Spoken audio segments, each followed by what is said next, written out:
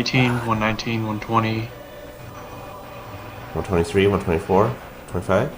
Yeah, we should be like nearly the same. Perfect. Alright guys, this is Zero to Infinity here with Happy with me. He's actually one of the players in this match here. We're going to actually go through and recast and re-record this match just to kind of talk about what happened during the game itself and what are some of the things that we want to watch out for, especially if you're a newer player.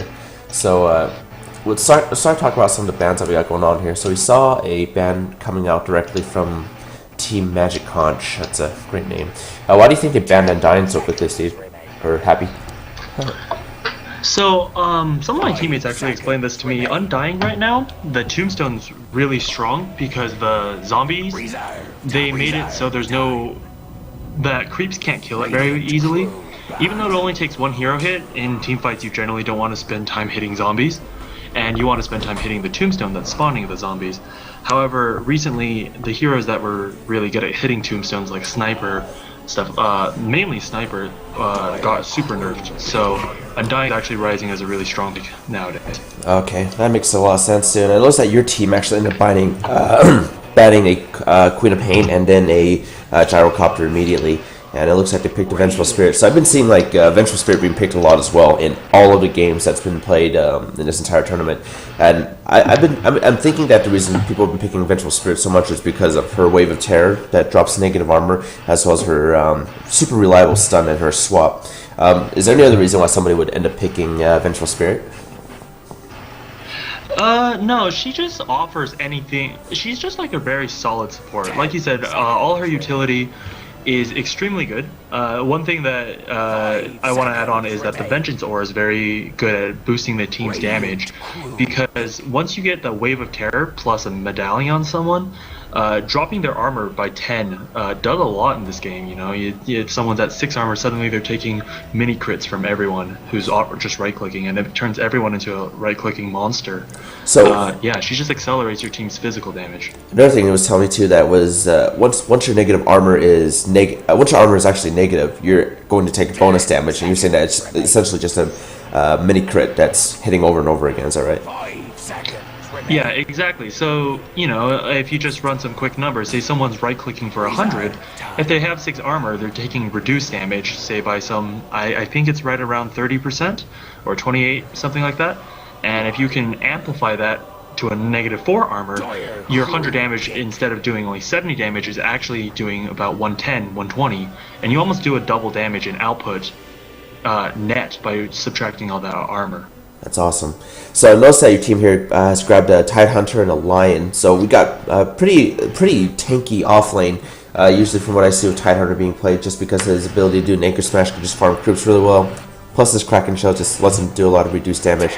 Then your next pick was Lion. I feel like Lion's a great support. He gets essentially a free sheep stick along with a super reliable stun and then the mana drain to keep him sustained in lane. Yeah, Lion offers a lot of great things because his Hex, a couple patches ago, was changed to a 1-point wonder. So the level 1 duration of 2.5 seconds is actually really big because you can actually Hex someone, and there's quite a long time before you actually have to impale them to get the stun. So if you chain it correctly, you get a full 3.5 seconds of stun at level 2. You can get a lot of pickoffs really easily. That makes a lot of sense. So I noticed that Team Magic Conch actually picked Centaur War Runner. And one thing I really liked about this new patch with Centaur War Runner is that he got a super awesome Aghanim Sector. Basically lets him not just get his entire team speeding up, but they're able to run through any type of terrain unhindered. Plus their entire team gets a 60% damage reduction, which is just absolutely monster in team fights. I'm thinking that they were picking a Centaur War Runner to maybe engage your Tide Hunter just a little bit easier, or just to try to keep the team alive. What do you think was their reasoning for picking a Centaur War Runner? Yeah, exactly. I think it's for just the Stampede, the ability to force a fight and say, we want to engage now. And that kind of power comes from these big offlane picks like Centaur and Tide Hunter, is to just want to be able to get that. The Ags is a really nice upgrade, even though it sometimes might take a little harder to farm that, because I still think Centaur needs a Blink and some Tranquil Boots before he can do anything, and that usually comes around, I don't know, around an average 13, 14 minutes. to farm that up, and then after that you start slowly working towards that Ags. But once that Ags hits, your team's just go, go, go, and you can't be stopped. Makes a lot of sense. So I noticed that your team right here, we got a Drow Band, Anti-Mage, Storm Spirit, and a Shadow Fiend from Team Magic Conch. So it looks like they were basically taking out some of the more powerful mids here. A lot of the powerful mids that we usually see in game, Queen of Pain, Shadow Fiend, Storm Spirit, are being banned immediately. So I'm wondering, at this team was Sylar actually planning on finding a stronger mid, or what was your strategy in getting your picks put through on your without being banned by the other team itself? Right, so a lot of these strong mids are out of the, namely Quap and Shadow Fiend. So we wanted to just go for like a game-winning, or not a game-winning, but a lane-winning mid. But we can wait to counterpick that after Team Magic Conch shows their mid. And so some of the two of the best lane-winning mids there are, besides Shadow Fiend and Queen of Pain, are Viper and Razor. And so we had those two in mind while we were watching them pick. Makes a lot of sense. So I noticed that Razor often gets picked to counter melee heroes, especially guys like Void, Faceless Void, or who's there? Lifestealer, I believe. So from what your guys' strategy here, I noticed that you guys picked a Disruptor, and I thought it was just absolutely awesome because Disruptor has a fairly great team fighting mechanic with his kinetic field if he pops in time. And I was thinking the minute you guys picked a Disruptor was you guys were hoping that Tidehunter would engage with the Ravage, and then the Disruptor would pop in with the kinetic field and put places out over it while everybody else bursts everybody down as quickly as possible. Yeah, exactly. The Disruptor offers a lot of very unique properties that no other support offers. Kinetic field, like you mentioned, it creates a big zone of AoE that people can't move out of, and that helps hold people in position. However, it doesn't stun them, and so they can turn around on you in the kinetic field, which often is the correct thing to do when you are stuck. But what makes him really great is his second ability, Glimpse. Glimpse's cast range is like deceivingly long. 1800 range. To be able to cast from that long, you can be a screen and a half away in the fog and you see someone teleport in, you can send them right home, or you can bring people back into the fight for a pick-off. And so his pick-off potential is really good. Say you're chasing someone on bot lane, halfway through the lane, and right before he gets to his tower, he gets glimpsed back to the middle of the lane, and that's an easy kill. Okay, so it looks like you guys actually chose to pick the Phantom Lancer as your carry, I'm assuming, to farm off your safe lane, and immediately TMC picks Earthshaker to counter him. I'm assuming probably this Echo Slam, just because it's really going to make Phantom Lancer take a ton of damage from the extra illusions he has. Yeah. So at this point, I just noticed that both teams are trying to counterpick each other, trying to find a way to make sure that the other team doesn't have a stronger presence when it comes to team fights. Based on what I'm seeing with TMCs here, I'm not quite sure what their engagement plans would be. What would you say would be their strategy based on their lineup? So their strategy seems to be really early game focused, early to mid game focused, with a Centaur Warrunner blink timing, also with a Zeus hitting a couple key levels such as 6, and then you hit 7 to get the superpowered lightning bolt, and Shaker getting to his 6 and Vengeful getting to her 6. And then once you hit this, say around 10 minutes, 11 minutes, you hit these timings, and all of a sudden our team just looks like sitting dogs, right? You have Disruptor and Lion, who are both very squishy that they can jump on, and that's something that we were a little worried about. So we wanted some carry that maybe we can play safe early game and go off into late game, and we picked Phantom Lancer for that. Makes a lot of sense too. I think one really awesome strategy that I see a lot of people use Phantom Lancer for is just basically harassing, pushing out the lanes. But the minute you get a Diffusal Blade on a Phantom Lancer, you just send him in towards any type of hero. Plus his new ability to charge into battle quickly allows him to drain the mana of a lot of heroes. And I think if, in a sense, Earthshaker counters Phantom Lancer, but I feel like if Phantom Lancer engages Earthshaker correctly after he ults, he can pretty much take him down to the point that he has no mana to even cast anything, and at that point he pretty much has no way to escape other than pretty much just fall and die. Exactly. Yeah, the early to mid game Earthshaker really poops all over Phantom Lancer because the Echo Slam does just way too much damage, and Phantom Lancer early on has rather soft health and doesn't do as much. Doesn't have as much to offer in teamfight. But once Phantom Lancer builds a couple stat items such as Manta, and namely the Heart, the heart is what's going to give him the HP to survive through an Echo Slam and still be able to continue fighting even after these huge teamfight ults have been blown. Makes a lot of sense. So it looks like the next bands that we have here is a Juggernaut and then a... I forgot who the other band was, but they went through and picked a Ember Spirit. And I'm also assuming right now at this point, they're basically picking every single hero that they can to counter Phantom Lancer as quickly as possible. Ember Spirit, obviously, Sleight of Fist is going to hit every single hero, including the Illusions. And if you get a Battle Fury on there, there's going to be a lot of damage being put out from the Ember Spirit against the Phantom Lancer, plus the Earthshaker to engage. And then if he gets away, Zeus can pretty much ult, and at that point, going for the quick GG if possible. Exactly. So right after we pop the Phantom Lancer pick, they pick Earthshaker into Ember Spirit, and so we were a little worried seeing how, alright, well, our Phantom Lancer is just gonna get countered every early to mid-game fight. We have to be really cautious about how we take fights, and you'll see it later on when we try to set up a fight, and we try to keep Phantom Lancer not in the fight.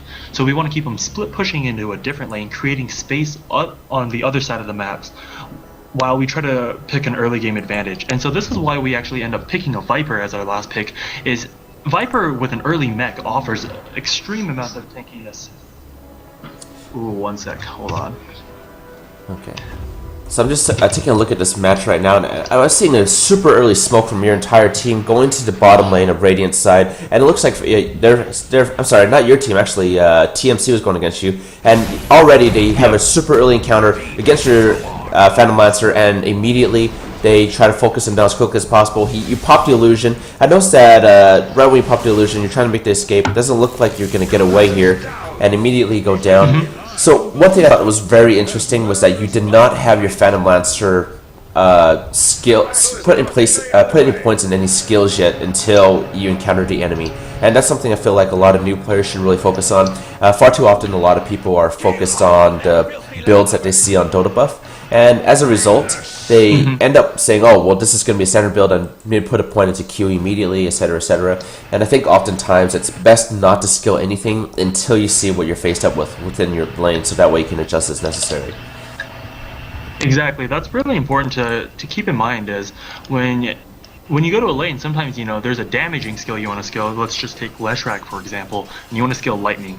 However, right before you get to lane, a big teamfight breaks out, and you wish you had that stun to help you land a kill, and sometimes that's what makes the difference between a kill, first blood, and not. And so he held on to his skill and skilled his doppelganger, which was a little unfortunate. If you saw the spawn position, he actually spawned closest after the doppelganger came off to the enemy, which actually resulted in him dying. And so that was one of the unfortunate parts. If he spawned in the far position, he may have had a good chance to get away.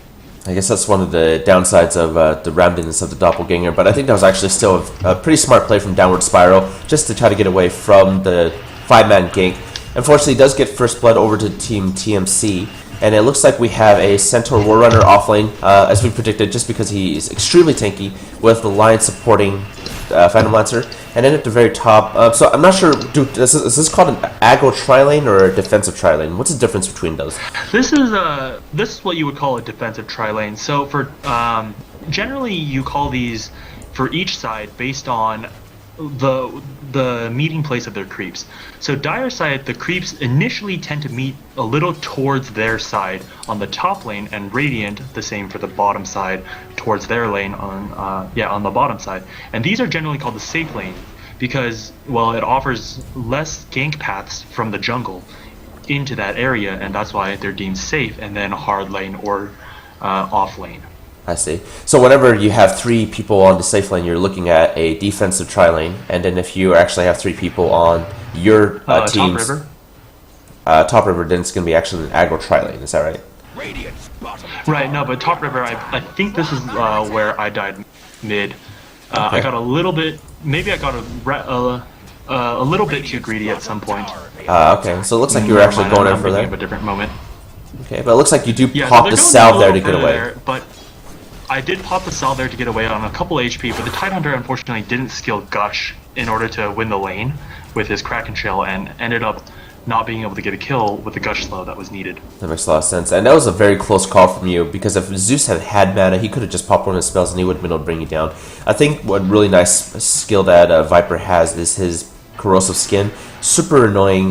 Gives you a lot of magic resistance, and plus, if there's any AoEs occurring on a character, such as the Silencer's Curse of Silence, actually going to keep him slowed the entire duration of the spell. Exactly, yeah. Corrosive Skin's a really nice skill to have against Zeus, because once you hit that level 5, and Zeus's generally don't max their Arc Lightning, the Arc Lightning that's doing 85 damage is actually going to be returning 80 damage to him each time it hits. Oh, wow. So that's one of the reasons why Viper's really good, is it allows them to trade against these spammy type mids, namely like Zeus or Magnus or Queen of Pain, and letting yourself get hit sometimes may actually be a better... it just makes it so it's not as detrimental to you when you do get hit. That's interesting. So I noticed that we were talking about this game earlier, and I noticed that a very common build for Vipers is to actually get a mechanism, and I never understood why a Viper gets a mechanism rather than a support. So is there a reason that in this game, we'll talk about it later when you get it, but is there a reason why you would want a Viper to get mechanism instead of, say, your Lion or your Disruptor? Yeah, exactly. It so looks like that's this the is top river kill. I got quite close. I think the stun from the Earthshaker is what cut me off from getting the kill there. That was actually a very, very smart play from the Earthshaker.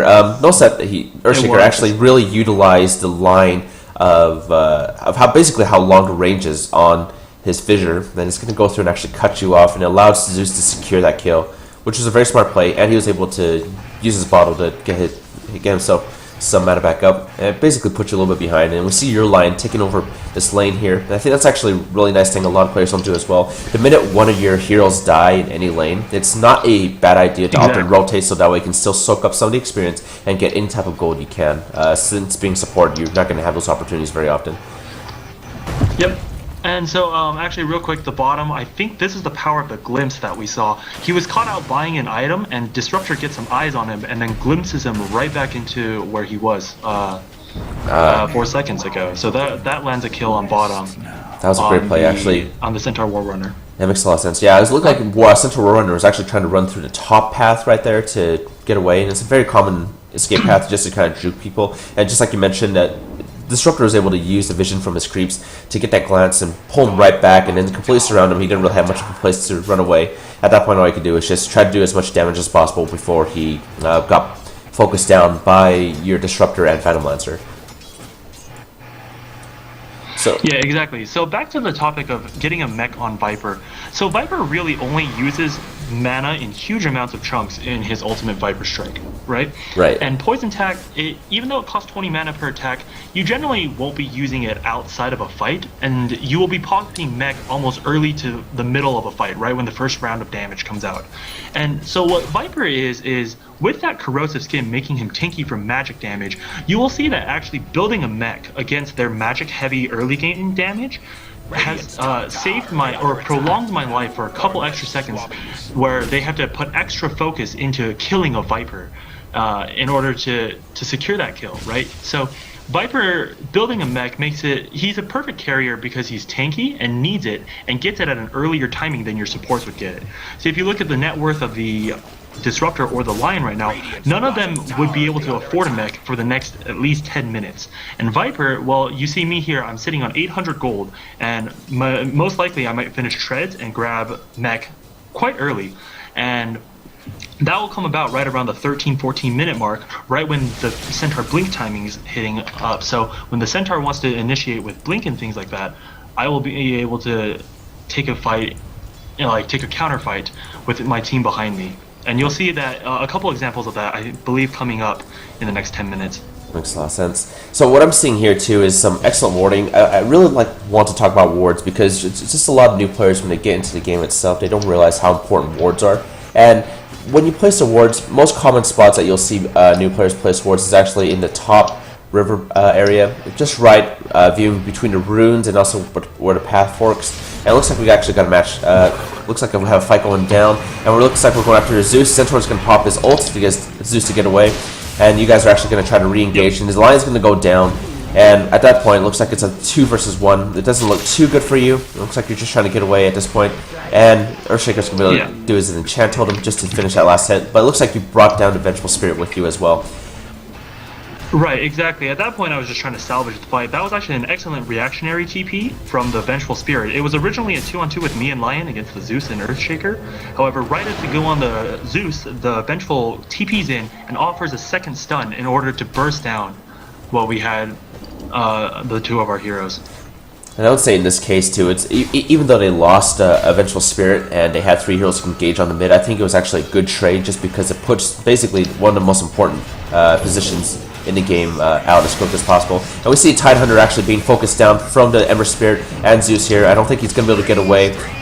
Zeus is able to pop his Arc Lightning and bring down the Tidehunter. And Lion came in to try just a little bit too late. There was not a whole lot he can really do there with Zeus and Ember Spirit focusing him down. So I do want to talk about some of the wards here. So like I was mentioning, a lot of new characters new players don't put enough wards to get their team vision. And I think some excellent spots to place wards is just generally where it's going to keep your carry protected. So keeping it in the jungle by the easy camp is a great spot, as well as putting it over the river just to view over the top rune. So it looks like we have an engagement from you. It looks like you're attacking the Zeus.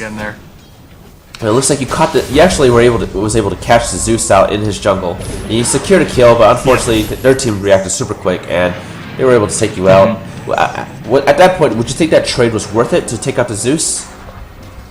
I personally don't think it was worth it, but at that point I was caught out, and so I tried to make the best of the situation. But I would like to mention that both of their supports, now that we have a second to pause here, both of the supports have been really active in trying to get ganks in on the mid and also trying to shut down the Tidehunter, and they're doing a really good job of that. Similarly, we only got 1 kill on the Centaur War Runner. However, neither of our supports have been able to make an effective mid gank because the Disruptor didn't come along with the Lion.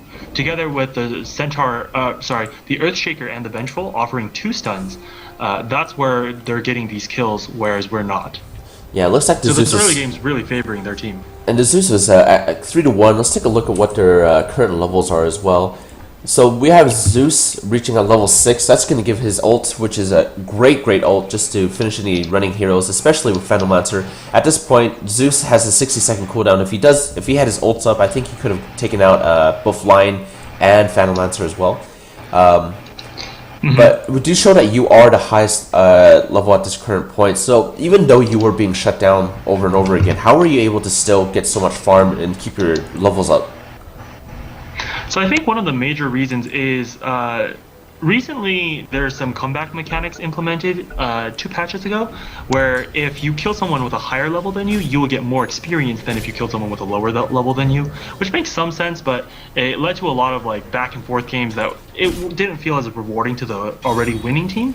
And so I think some of this level, so they reduced that a little bit, but a lot of this level comes from that top gank going back to when the Zeus teleported top and killed the Tidehunter a couple minutes ago. I actually, as a Viper, teleported mid, grabbed another wave or 2 of CS. That may have actually been able to help my level out a little bit. That makes a lot of sense. It looks like they were actually trying to roaming top. It looks like they were actually trying to gank the Disruptor there, and he was actually able to play very smart. A lot of players panic and run all the way back, and he actually ran underneath the jungle to pull away from the tower, and it allowed you to actually pop right back in and chase that Vengeful Spirit down in the side shot, focus him down as well. Yep. I really gotta say that was a very smart play by that Disruptor. He's able to get away very quickly. The other thing I really like what this Disruptor is doing is that even though he is a support, he's able to still just not necessarily safely farm, but he is sitting on a larger pile of gold than most supports are used to. But he's still basically keeping the wards up for his team as quickly as he can. Exactly, and to talk about the warding, one of the major reasons why it's so important to ward rivers for some of the newer players out there is how game-changing runes can be. Like an early game haste rune can actually offer your mid lane a lot of chasing power into a side lane and grab a couple of kills. So imagine some mid hero with a lot of nuke damage coming in at level 5, 6, or 7, and he has this haste rune and he comes in and gets a double kill. That starts the snowball train going with him and starts getting him extra farm. And that's why it's so important to keep an eye on what these runes might be, because they can offer the protection from these ganks. That makes a lot of sense. It looks like there was a kill secured on the Tidehunter there by 3 of TCM's heroes, and he reacted by popping a Ravage, and immediately you see the Central War Runner popping his ult to get his entire team out after they secured a kill, just to make sure that your team was not able to engage if you guys had shown up there. Yeah, and if you take a look at mid here, this is what the maxing the corrosive skin. A lot of new players will actually go and max the poison attack because, well, hey, look, it's free damage, right? But this is where maxing the corrosive skin actually helped save my life there, because the many people might not know is that corrosive skin gives magic resistance, and Zeus and Earthshaker mostly offer magic damage. And that was a very good TP in coming from the Tidehunter. It looks like the Earthshaker was about to bring you down, but the Tidehunter popped in just in time, sparked his Gush that was slowed him down, and kept the Earthshaker out of melee range against you, so you were actually able to kite him with your Nether Toxin and essentially just bring him down as quickly as possible. So one thing we're seeing that the Tidehunter is doing right now is actually going through and farming the Ancients. This is another really great mechanic I feel a lot of new players should really focus on, is pulling your creep waves. Ideally, I think the optimal time to be pulling a creep wave is around 53 seconds, is that right? Exactly. Most creep camps, save for one or two of them, will pull at 53 seconds, and that's the best time for you to aggro them. They'll follow you for right around 6 or so seconds. And and you see mid here, that's an excellent use of Glimpse and Disruptor ult right here to land us 2 kills. But yeah, you want to pull it at 53 seconds. It'll follow you for about 5 or 6 seconds, and then as it returns back, it helps spawn. I really gotta say, that was a really great play by that Disruptor. He sees the Zeus coming in, and they decide to back off to stay away from the tier, but it was just giving him just enough vision for him to use his Glimpse. And as we can see here, it looks like Jim the Awesome actually maxed the Glimpse as his first skill. This is going to give him an insane range of 1800. And just like you mentioned, 1800 range is almost the same range as, it's roughly like 2/3 of Sniper's ult, if I'm thinking right. This is Sniper's ult like 3000 range.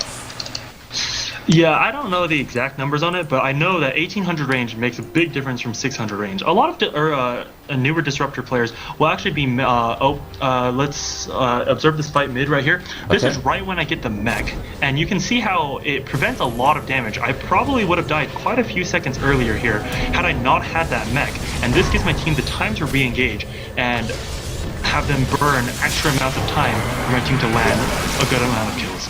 That was really, really great. Really great play. It into an Earthshaker. It did, but it did allow you to stay a little bit longer, just to at least commit just a little bit to a fight to at least bring down either the Vengeful Spirit or the Centaur. I don't know. It actually just happened way too fast, but somebody was able to go down there. We see the Founder Labs are trying to commit to bring down the Earthshaker, and unfortunately the tower's going to snipe him out. And there wasn't much to do. The line does have to retreat. At this point, I think he had his ult ready, but it would not have been a smart engagement if he had gone back in there, and it would have resulted in a team wipe if he had re-engaged. So I think that was yeah. Oh, go ahead. Sorry.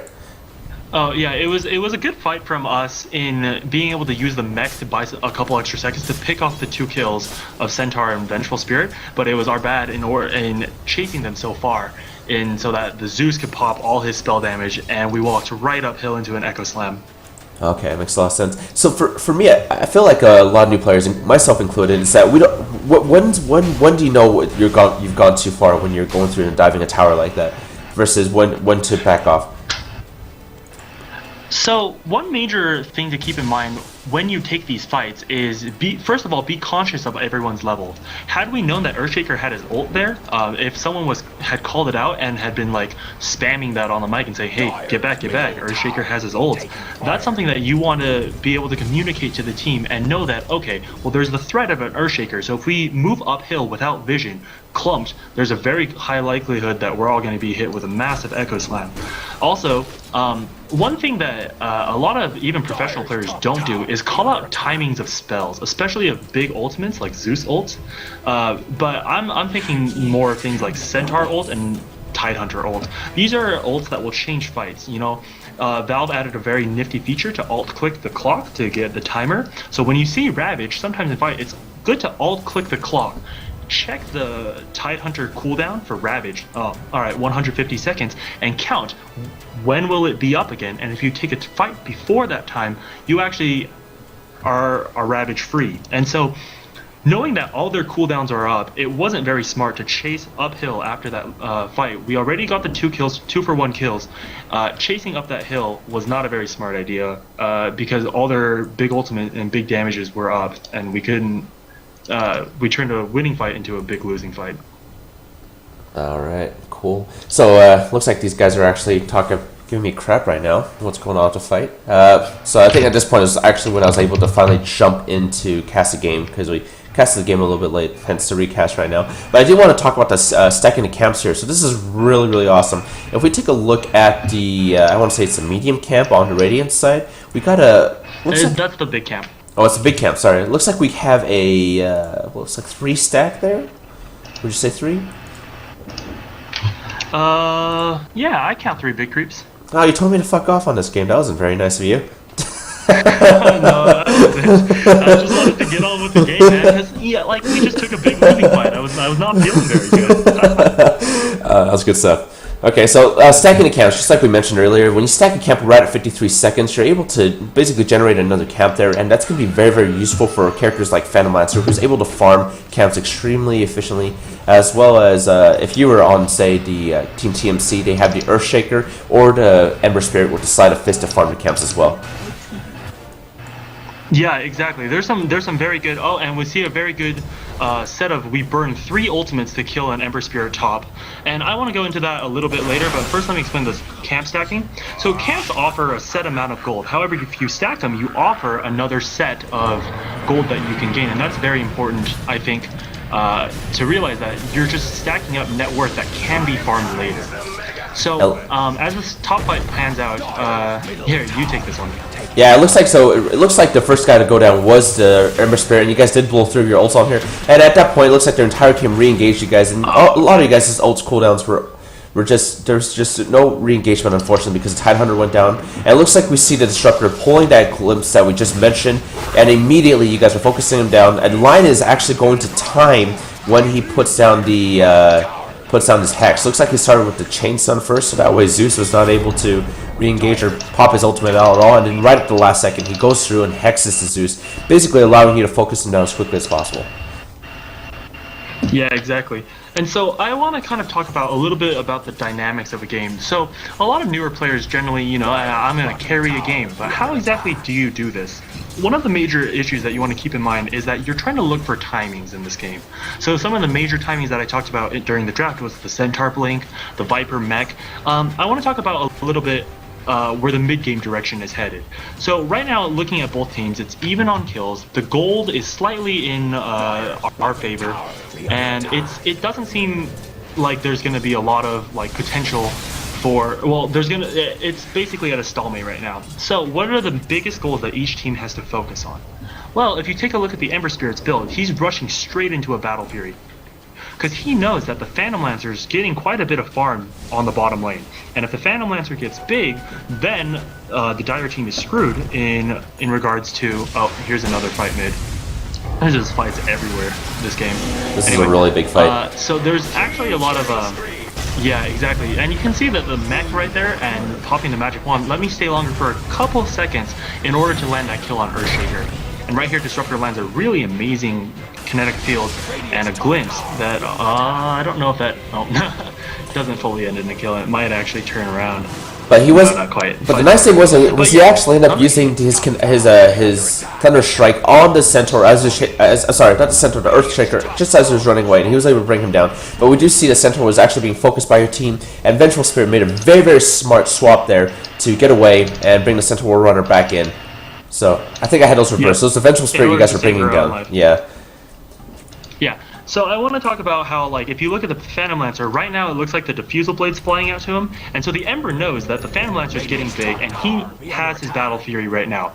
So what their team is thinking is, alright, we need to take down this Phantom Lancer, stop him from getting to that Mega Farm where we can't even touch him with an Echo Slam and maybe one Battle Fury. So they need to, that's why they're taking so many fights mid. They're trying to shut us down in order to get to that pushover lead. Now, what we're thinking is, alright, well, we see that their Ember Spirit, you want to click on them to check their items. You check that, see, alright, he's got his Battle Fury. So now the game plan is keep Ember Spirit away from the fight, go for big mid-game items that kind of help make it hard for them to kill us, as we see another big fight break out mid. You see the mech doing a lot of work there, buying me another few seconds. And the potential, and alright, a really nice glimpse there, pulling back the Zeus to be able to get killed. And we see that Earthshaker goes in, we try to keep him stunned. And Disruptor gets up a really nice ult here, silencing all 3 of them, so Vengeful Spirit can't use her stun or her swap. And then Viper's just cleaning up the kills with poison attack and being able to stay alive. And right here, I'm going for a rampage, but Lion needs his blink dagger, so he takes my rampage. Well, so one thing I noticed that you're actually building right here, it looks like you're starting to build a Black King bar with the Ogre Club. Exactly. So I think at that point it's just to basically keep yourself defended in the middle of fights when you're going against characters like Zeus, Earthshaker, as well as Vengeful Spirit, so that we're not taking too much damage. And looks like you guys take the tier 1 tower mid lane and immediately TP back to regen. I'm seeing that the net worth here right now, we got you at 9,000 net worth, but looking at the gold graphs here, there's a 5,000 XP difference. Gold graph is about 5,000 gold, so that mid fight that just barely happened really went in you guys' favor. Right, it turned around, and I think it was really credited to the Disruptor there with a big ultimate, silencing 3 of them, so Vengeful couldn't get the swaps or the stuns off in time. The early mech to buy me a few seconds, so they had to keep focusing me and overcommit, and then that turned into the counter engage into the Ravage, and then slowly they get picked off because they couldn't get all their spell combos off in time. Disruptor actually just disrupted the fight. That's awesome. So does Disruptor's ult actually silence everybody around him? Because I did not know that Disruptor actually had a AoE silence. Yeah, so that's what's actually another thing about his kit that makes it really impressive is his ultimate is a drop instant AoE silence. And so it makes it so when there's a big fight breaking out like this, if he can land it on 2 people, there's 2 people need to take the time to walk out of the silence if he doesn't have kinetic field down, walk out of the silence and then be able to use his skills. If those of you who are watching this, go back and check how this Vengeful walked up to use her stun, but then the silence dropped and she couldn't. This Ember Spear was also trying to spam his Sleight of Fists and maybe spam his ult around a little bit, couldn't get that off because as we see another fight, not quite, but they couldn't get those skills off, which would have been crucial in maybe picking off the Tidehunter in the back and turning the fight around a little bit. And so that Disruptor silencing 3 people was actually really crucial in that fight. Even though it may not have seemed like much, it didn't do as much damage. The silences were actually really key. It looks like we have another big fight popping up in the top jungle for the Dire side. It looks like they're trying to pressure the tier 1 down, and everybody's getting ready to re-engage. And I think right here is we're going to see that big, huge combo with the Tidehunter coming in with the Ravage, and then the Disruptor popping his ultimate right on top of it with the kinetic field. Immediately we get just the entire team just completely being focused down. That was an awesome, awesome play with the Ravage and Disruptor combo. I really, really liked how that panned out. And so if you look at the net worth chart, most of their net worth is filed onto the Ember Spirit and the Zeus. And so catching out the Ember Spirit first there was a great hex from Lion, and then turning it into a silence so he can't use his ult to jump away.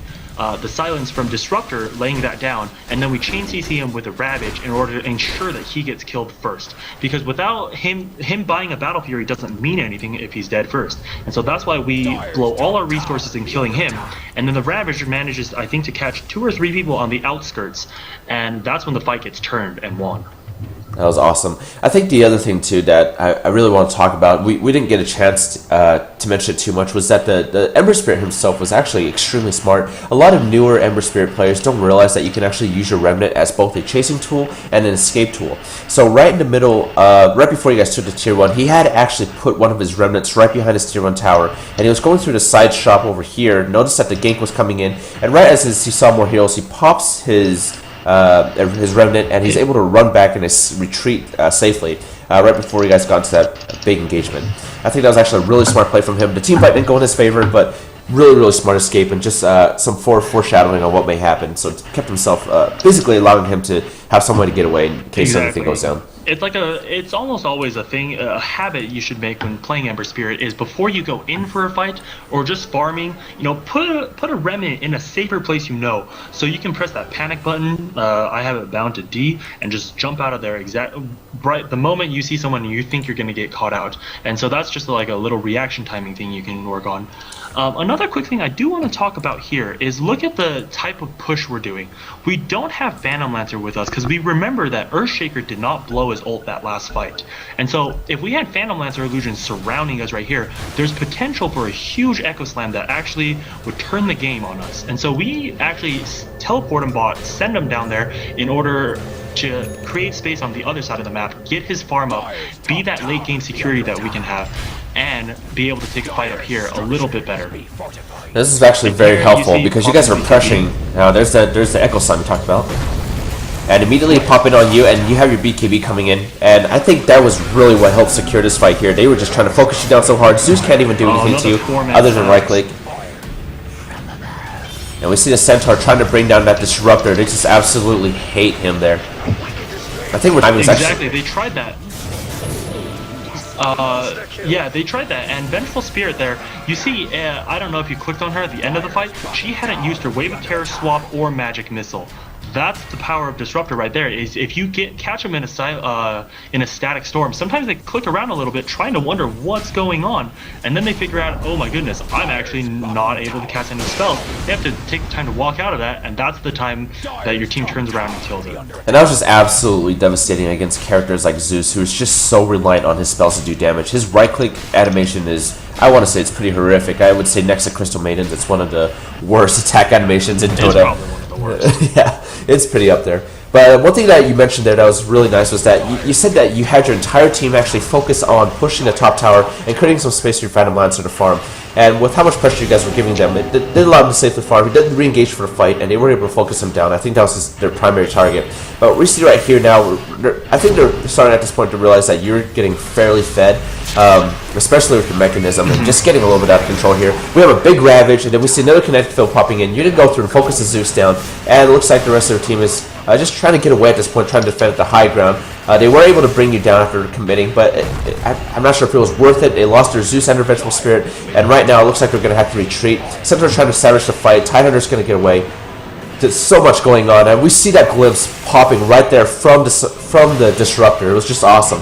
He was actually trying to chase one of your teammates up the hill, and then immediately Disruptor glimpses him back, places him inside a kinetic field, and allows him and the Tidehunter to actually bring him down, while Centaur and Ember Spirit just barely get away. Yep, exactly. And I want to touch a little bit back on the point that I made about the shape of the mid game. So right now we're in the mid game. We see that the Ember Spirit, he's getting his Battle Furies. That's the counter to our Phantom Lancer. So again, we try to keep the Phantom Lancer away from these fights, creating space by pushing the bottom tower, creating space by farming the bottom jungle, and just getting himself fat for that late game that's going to come eventually, and he's just going to be too big of a force to reckon with. And that's why I buy the BKB, is I see their team's largely magical damage. And you may see, if you go rewind, in that second fight where I just barely went down, is I actually popped my BKB to dodge a Vengeful Spirit stun, and a lot of their damage is mitigated, and they have to spend time right-clicking me, where my team spends time casting spells on them. And so that's one of the major pickups, and that's why I went this item choice, BKB, is to take these mid-game fights without a Phantom Lancer against a heavy magical damage team in order to at least secure us a late game and push for the win. Makes a lot of sense. I think that BKB is actually an excellent item for any type of carry to have. In regardless of any game that you're playing, BKB is always going to come into play, because if you're playing against an enemy team and you are the carry, you're going to be their primary target, so they're going to be the ones that they're going to be focusing all their spells on. Having a BKB is just an excellent item just to make sure that nothing happens, and that way you're still able to secure some of your kills to go off in some of those fights. So exactly. Looks like the BKB. Oh, go ahead. Sorry, go ahead. No, go ahead. You're good. No, yeah, you go.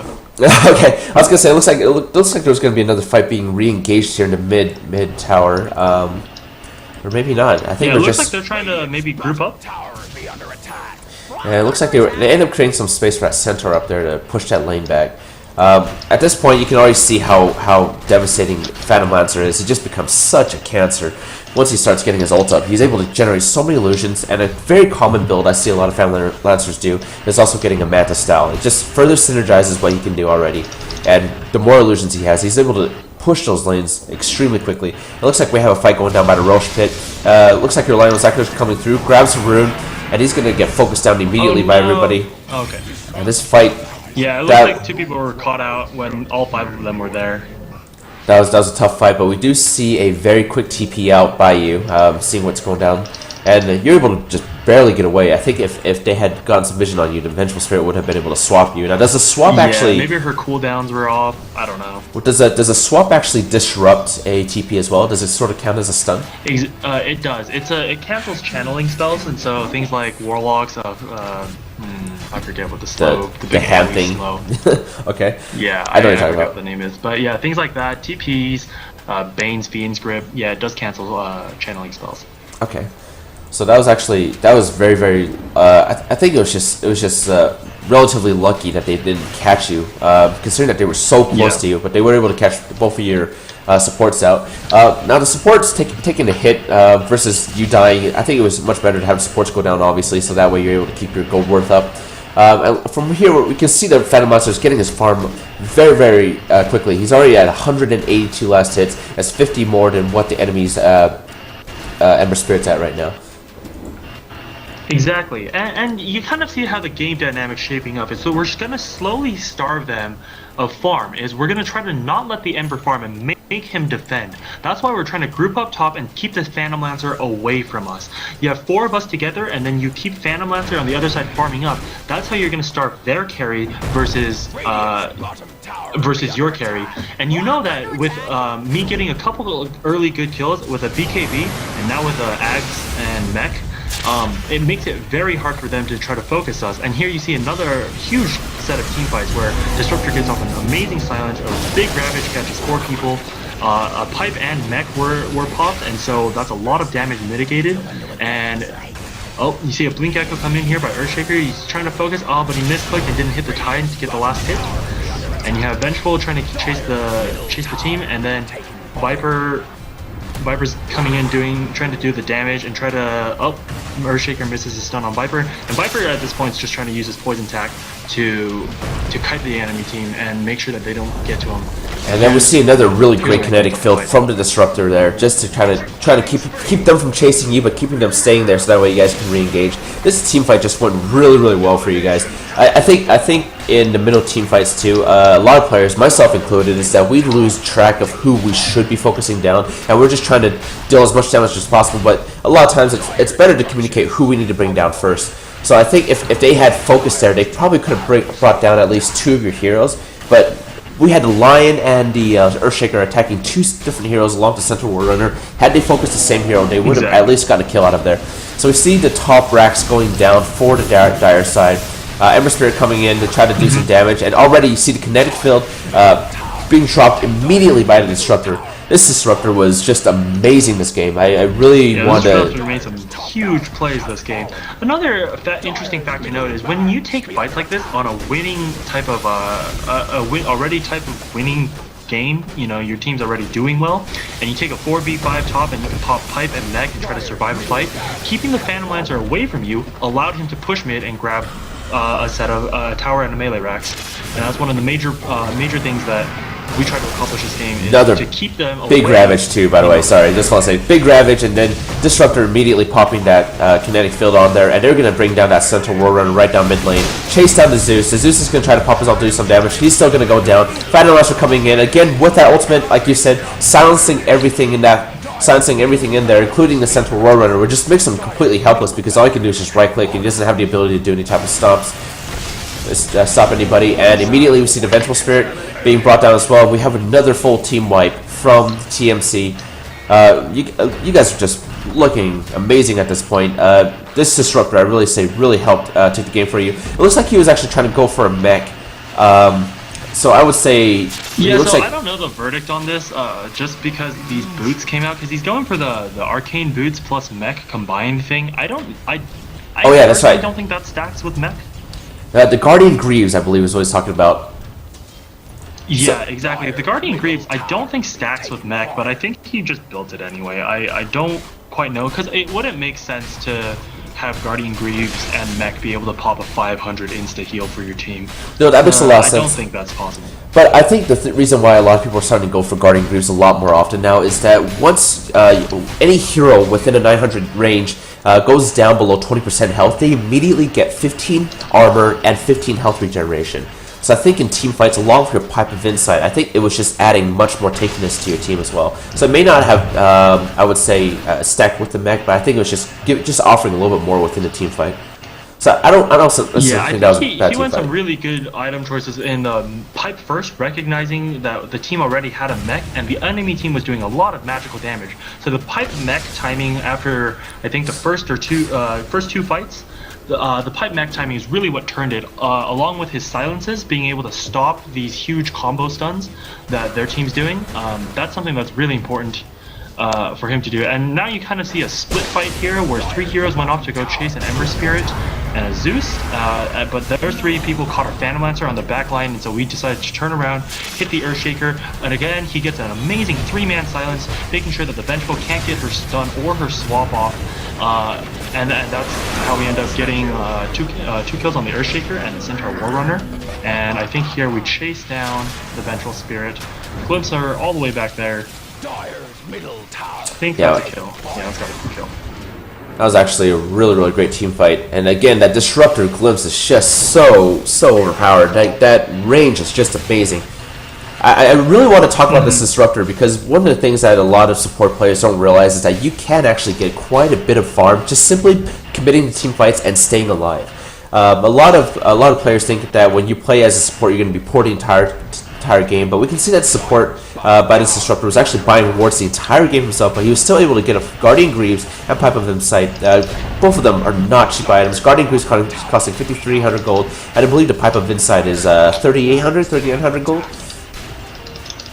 Yeah, exactly. For the amount of fights that happen this game, for the Lion to only have 2 deaths and the Disruptor to only have 3 deaths is it's saying quite a lot, because that means that they were trying to stay safe in the back of the fights, making sure that the Viper who was supposed to be in front stayed in front with the BKB, and all the damage going on them, and they dished out CC from behind the lines. And we see a double Ravage right there from the Tidehunter. I didn't even realize he had gotten his Refresher Orb already, so that was a very, very good team fight. We see the Vengeful Spirit about to go down, and she immediately swaps her own Zeus, who is in the fountain, and then that way both of them were able to run back in the fountain to get away. But at this point, it's just your poison attacks just do so much damage.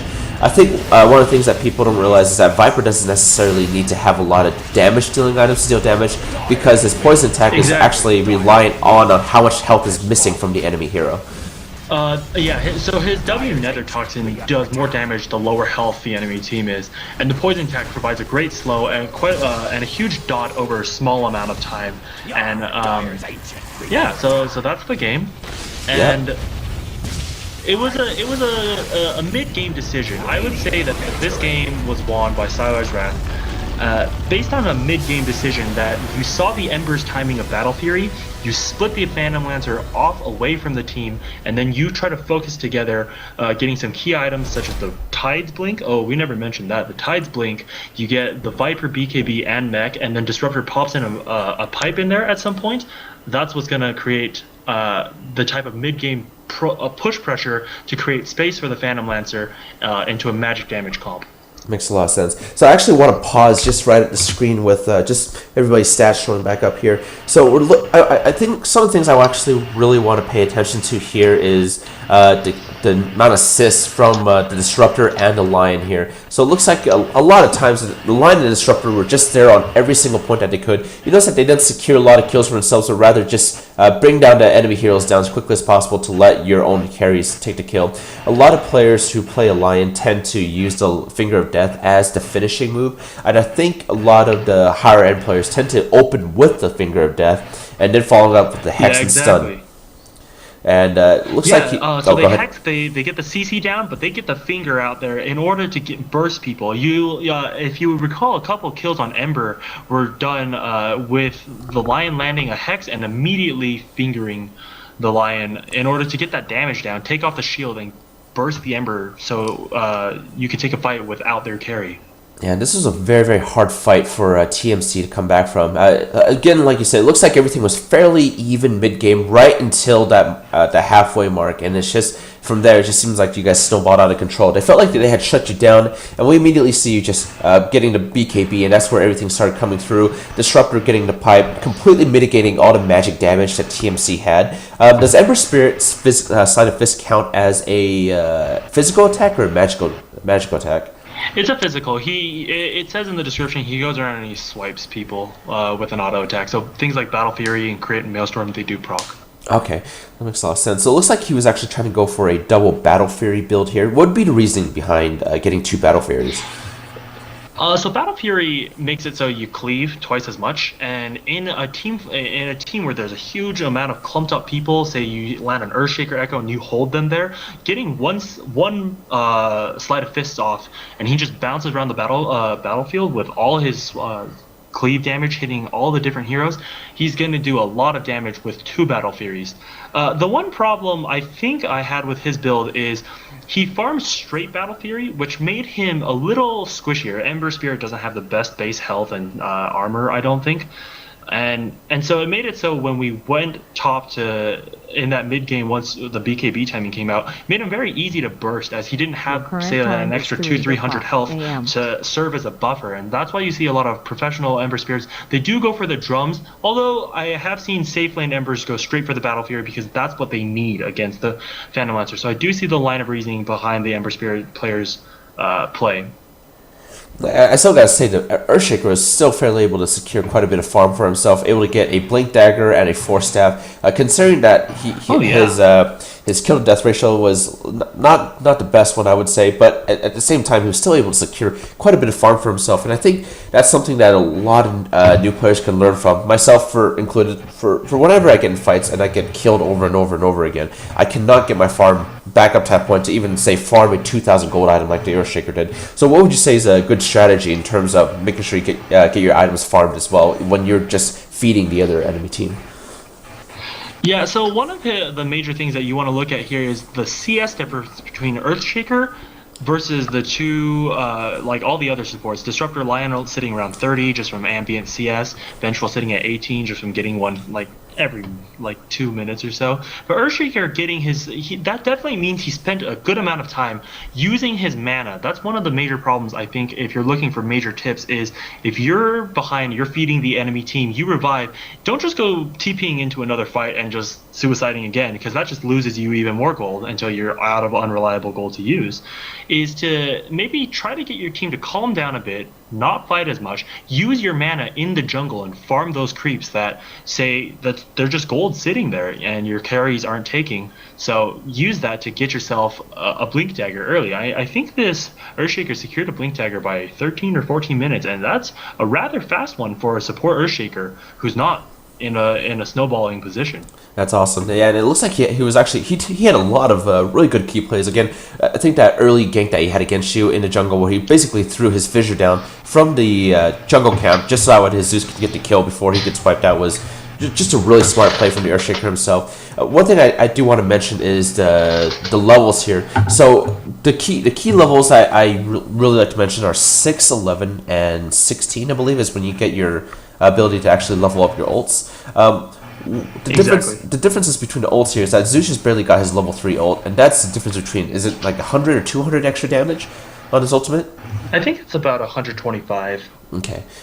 So that makes a lot of sense. So level 3 ults, I really want to mention that. There was some other games that we've seen before where, say for example, if you shut a lion down, keep him from getting his Finger of Death really early game, by the time he's able to get his Finger of Death, your team may be too tanky already for that Finger of Death to even do anything, and really basically keeps him just at that point completely useless, and the only thing he has is just his Spike and his Hex. Mm-hmm. So, yeah, oh, go ahead. Yeah, you're right. Getting the level 6 on supports, like I mentioned, like way back in the draft, is the TMC was trying to hit a really good timing. You get to level 6, 7, and 7 on Zeus to get those huge early game nuke damage when people are still fairly squishy. You get the Earthshaker Echo to deal with these big clump team fights you're going to need. The Centaur Blink in order to take a team fight, and the Vengeful Spirit swap. That's the big timing they're looking for to take a couple mid-game fights to create space for the Ember Spirit. That's exactly what they tried to that they needed to play around. And you saw that early game, they were snowballing towards that lead. And I think there were a couple decision errors about when to take fights and things that may have turned the game around, but they were looking on the right path in order to secure the win. Makes a lot of sense. So it looks like their draft was fairly strong to counter your Phantom Lancer. One thing I gotta say too, though, that again, that disruptor ult, I did not realize actually causes an AOE silence, and I think that was a really big key in terms of taking fights, because with the Tidehunter popping in with the Ravage, as soon as that Ravage stun wears off, the the Sentinel Warrunner could have been able to pop his ult, but the Disruptor had placed his ult on there, just basically preventing the Sentinel Warrunner from buffing his team and basically allowing them to run away. So I think that was a huge key in terms of taking those fights from the mid game onwards. Mm-hmm.